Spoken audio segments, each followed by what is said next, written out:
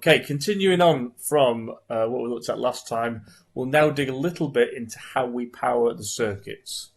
And I'm going to cover these in four main blocks.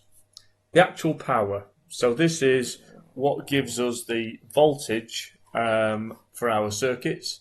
In the case of BD1, we're going to use a LiPo battery, which is a lithium polymer battery. You can use there's lots of different types of batteries.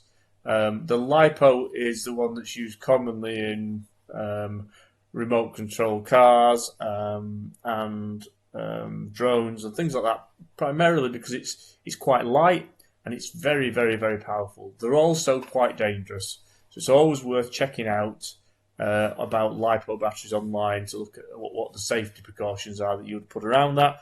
You can get little bags that you put them in as well, because these things can set fire, and just check YouTube out so you get a picture of what these things are. If these are a bit scary, there's other solutions, but what you're looking is for basically you'll have a DC power supply in the form of a battery. Of course, if you wanted to use a DC power supply that you plugged in, you could do. It just makes it a little bit more difficult if you go into events, and particularly if you've got a moving or a rolling droid, then it needs to be battery powered. So that's the power, that's the battery. In the LiPos, we've got some numbers on there. So we've got something that tells you how many cells in there, which effectively what dictates the voltage. This is 2 cell or 7.4 volts. We've got a discharge rating, which is 50C, and what that means is how much power it can release continuously. So if something's really kind of heavily draining power on it, can it keep up with that drain? And the final one is capacity, so that's how long your battery will actually last. And again, I'm not going to go through these in massive detail, but if you want to have a look at them online. I've also put at the bottom here just the basics of electricity, your voltage, your current resistance, Ohm's law. And if you think of it very much like water, you can kind of get your head around it, but it's worth having a quick look. It's a very, very simple tutorial if you are completely unfamiliar with power. So once we've got our power, that's our power source, we start to power things. The next thing I want to talk about is control. We need some way of switching the power off and on. We've got two types of switches shown here, but of course there's lots of different types of switches. You've got to make sure that your switches are rated to a point for the whole circuit, i.e., they can cope with the amps that you pull in. Certainly on things like DO and BD1, these are quite small droids, so they don't pull a lot of current. There's two types of switches I've shown here. One's a single pole, they call it. The other one's a dual pole, and what that means is in a single pole, you just break one of the wires when you switch it off, which is typically live, or should always be live. In a dual pole, you break both of them. So there's no massive benefits, to be honest, on breaking both of them, but there's two types of batteries. I tend to use dual pole because it disconnects both the negative and the positive from the battery. Once we've got the power and we've got some way of switching it off, the next thing is protection, and this is fuses, effectively. Now, you can run one fuse for the whole circuit, or what you can do is start to fuse virtually every component on the circuit, and really the level of protection that you want to put in is entirely up to you, depending on the space and depending on the value of the components that you've got in there. On a typical R2D2, you'll have a bank of different fuses, running fuses for the 12 volt, for the 24 volt, for the 5 volt. On a smaller one, you might just want to put one fuse in to protect the battery from a short or from anything, creating any major issue. And then the final thing I want to talk about is voltage. So this thing kicks out 7.4 volts. Most practical applications like servos and Arduinos and things like that will use 5 volts or 6 volts. And in the case of R2D2, if you're running 12 or 24 volts, you want to run a 5 volt circuit as well. Now, rather than sticking in extra batteries for 5 volts and extra batteries for 12 volts and all that, which gets really messy, we can use converters. So there's a couple of different types here. One is a simple DC to DC converter, a drop converter, and that will convert 12 volts to 5 volts, so you can run a 12 volt line for your batteries and a 5 volt line for your logic. These little things are called UBECs. Universal Battery Eliminator Circuit is what it stands for. But what they are is they're very, very useful when you pair them up with LiPos, because what they do is they take the input 7.4 volts up to, as you can see there, 6 volts to 12. They convert to, as I said, they convert to 5 volts or to 6 volts. Very useful little devices, the other thing that they do is if your LiPo starts to get on a low voltage, it starts to drain too much, these will switch the circuit off. Part of another issue you've got with LiPos, if you do drain them completely, they are useless. You can't then recharge them because they effectively can end up going on a dead short and cause all sorts of problems. So you do have to know when they're getting low power. And the UBEC kind of takes all of that for you. Originally designed just to use in drones and remote control cards, but very, very useful for powering Arduinos. They will typically run at 6 volts or 5 volts, and you've got a little switch that allows you to change it, and you can get them at all different amperages. I tend to try and choose the largest amperage that I can get, because that will allow me to then control most of my devices off a single 5 or 6 volt cable. The drop converters, which these things, DC to DC converters, typically these originally were designed for cars or boats, where they're taking a 12 volt battery and giving you 5 volts so that you can power various logics or lights on the car or the boat. But very, very useful just to sort of put in there. These don't actually protect the battery, so they will drain the battery. So there's a couple of different options there. But what you want to think about is just kind of keeping it nice and simple.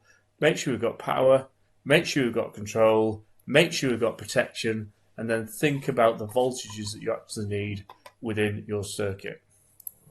We'll take a little bit of a look at the actual power circuit that I've implemented on my BD1. Now, you can use this as a guide. Physically, how you put your connectors in and where you put your cables is up to you, depending on the components you've got to hand, depending on the type of fuses that you're using. Or you can just copy this straight off, really. So what I've got in the BD1 is I'm using a 7.4 volt, 220 milliamp hour battery, a LiPo battery. As long as you've got 7.4 volt, it doesn't really matter. You can use whatever kind of capacity you can get hold of.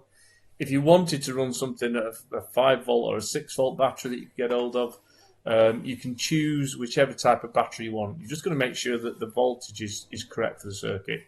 But this is what I'm using, is 7.4 volt.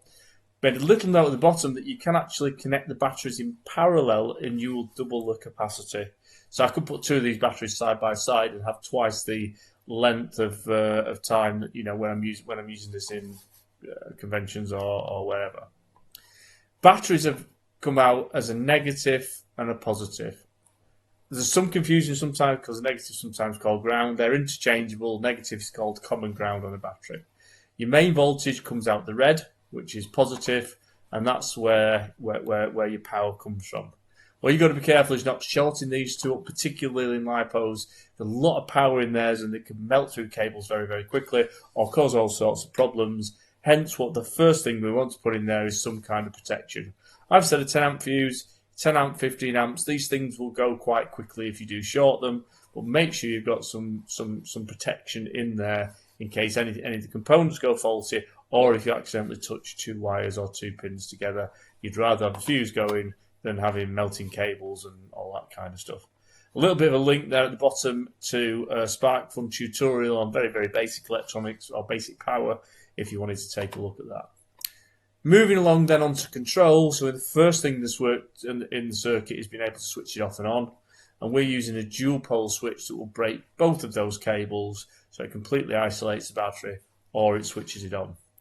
Now, we're running a 7.4 volt line here. The Arduino is a 5 volt device. However, Arduinos and the Arduino Mega that we're using has something called a VIN, which is a voltage in.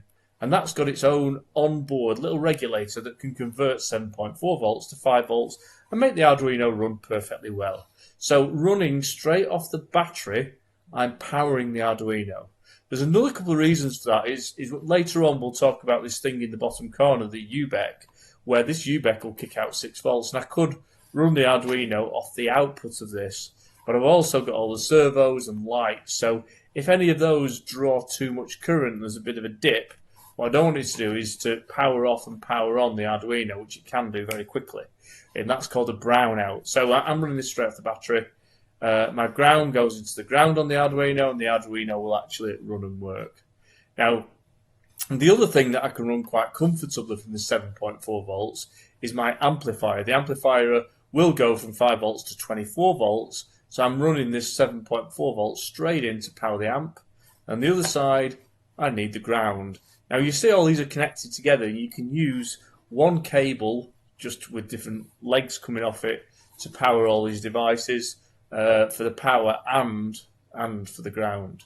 So the power cable, 7.4 volts into voltage in. Make sure it's the voltage in. If you put 7.4 volts into 5 volts, you will fry your Arduino. So it's a voltage in pin that supports that 7.4 volts. And that'll take 7 volts to 212 volts. And it's the same as the little barrel connector that you can see on the Arduino.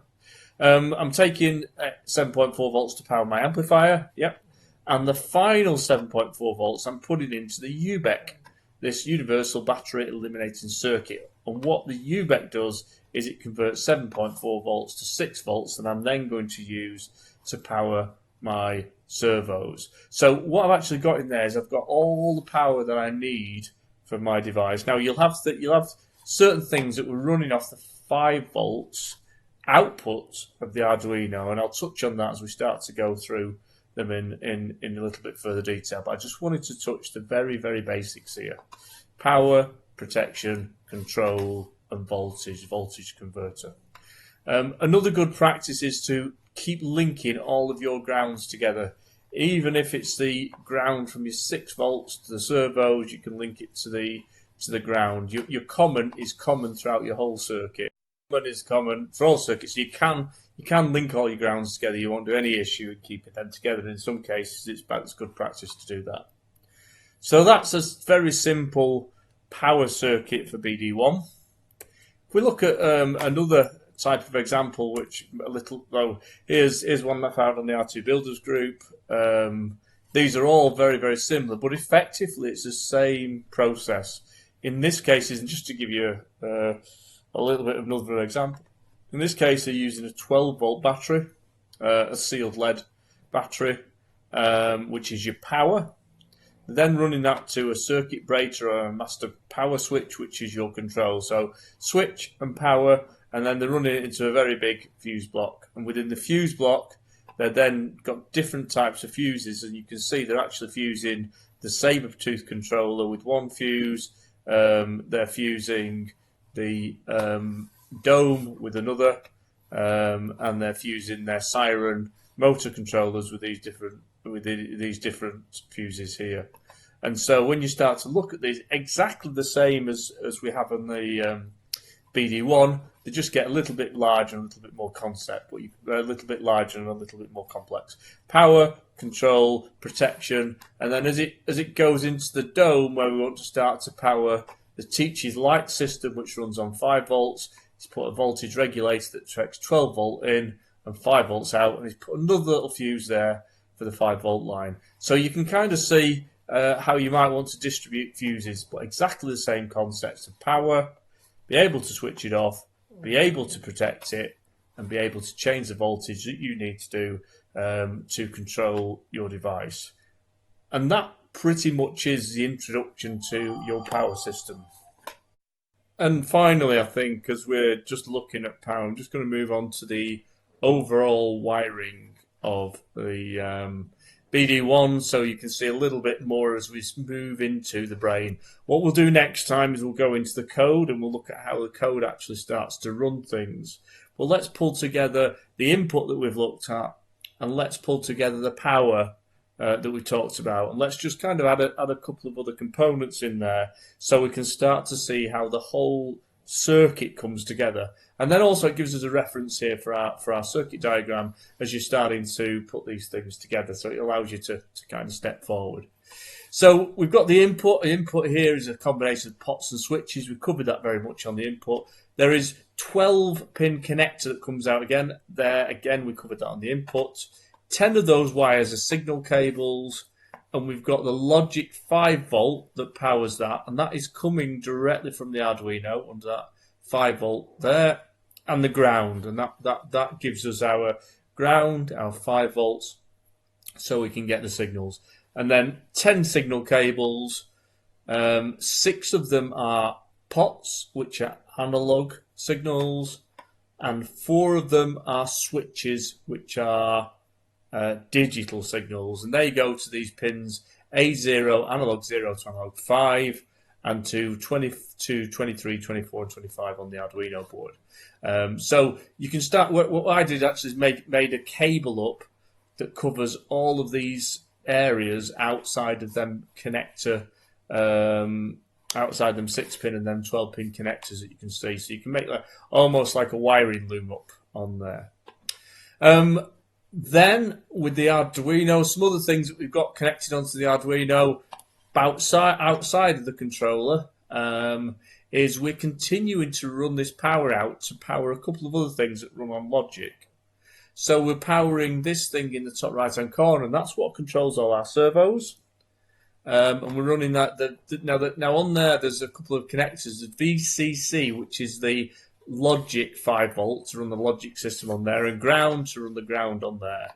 But also the output from our UBEC, that 6 volts that we talked about in the previous one, is going on the V+, which is in this little connector that's soldered on the board here, and ground. And that's used to power the servos, and the logic is used to understand and to manage how the signals are and the logic that kicks around there. There's 2 other special connectors that we use on this one here, which is SDA and SCL, and that's data and clock. And this is for the IC squared circuit, which you don't need to worry too much about it, but it's like a serial bus that allows the Arduino to talk to lots of different devices just over a couple of cables. So the SDA cable goes to the SDA cable on the Mega, and the SCL cable goes to the SCL cable on the Mega. So effectively that's now then gives this self-contained unit we've got in the head of the BD1 that then lets us control all of these power, all of the different servos and lights that we've got in the head and to a degree in the body. So that controls 99% of all our motion.